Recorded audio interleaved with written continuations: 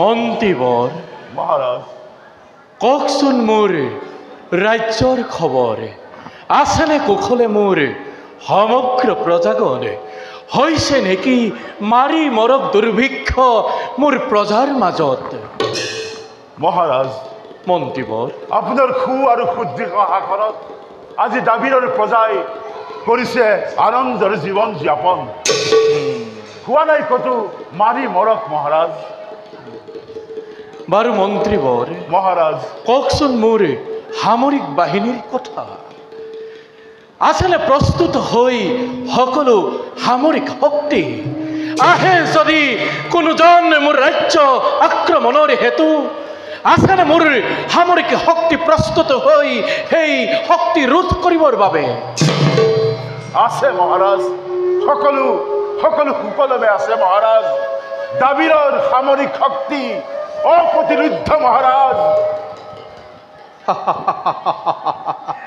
শুনি সন্তোষিত হলো ভাল মহাৰাজ মোৰ মন্ত্ৰীবৰ মহাৰাজ বহু বছৰ ধৰি এই দাবী ৰাজ্য মই কৰিছোঁ শাসন যুৱকাল প্ৰায় শেষ হ'ল ধীৰে ধীৰে বৃদ্ধ কালত ভৰি দিলোঁ সেয়েহে ভাবিছোঁ মনত হৰি আৰাধনাৰ হেতু বানপন্থা হৈ যাত্ৰা কৰিম হিমগিৰি পৰ্বতৰ মাজে তাতেই হৰিক হৃদয়ত স্থিতি কৰি হৰিৰ চিন্তা কৰিম কেনে দেখে মোৰ এই কাৰ্য অৱশ্যে মহাৰাজ বানপ্ৰস্থৰ সময় আহিছে সমীপে মহাৰাজ আমিও ভাবিছো আপনাৰ সঙ্গে বানপ্ৰস্থে